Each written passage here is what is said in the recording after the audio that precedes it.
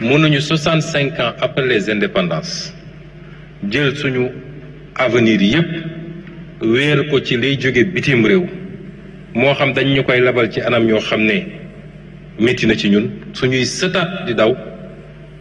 wala Naby Vision dañuy tàllal loxo di ñaan réew muy doxee noonu mooy réew moo xam ne optéwul pour le développement. man ngeen dégg ñu ne ñoom de lépp la ñu bëgg a taxé bu ngeen seetee li ñu def fexe nañu ba li nga xam ne mooy lu essentiel ci dundu Sénégalais yi laaluñu ceeb laaluñu diwlin laaluñu courant laaluñu yooyu yëpp dañ leen bàyyi waaye muqi mi mën nañ cee laaj xaalis ndax du lu essentiel. xoos bi mën nañ cee laaj xaalis parce que du lu essentiel ak yeneen yoo xam ne niñ ko tëggee nit ki koy def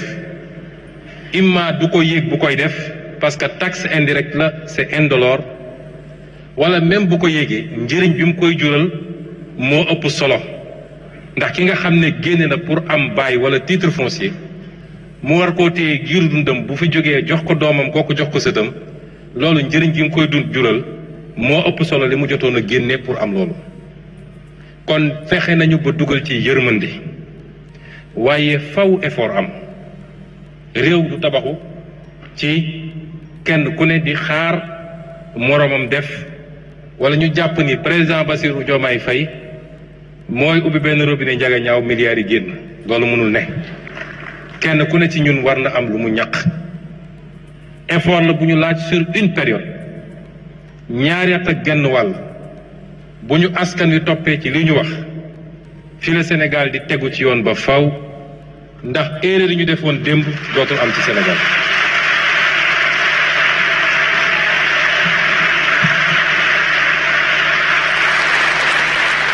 ma xam nag njàmbarte réewu Sénégal ak askanu Sénégal njàmbarte boobu ñu wane woon démb.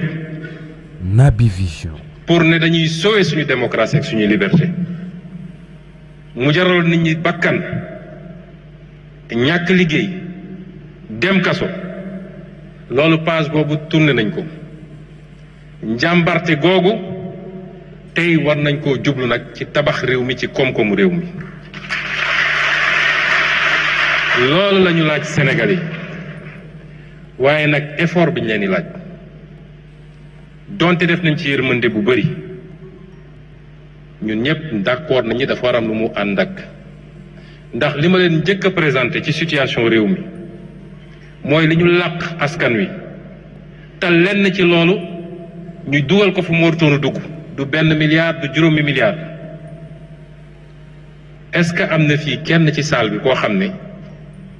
bëgg na loolu ñu mel ni musul am daat koy suul mu jeex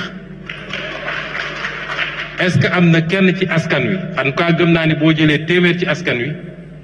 juróom-ñeent fukk yi la ñu bëgg mooy non seulement ñu leeral ko mais ku ci laale la yow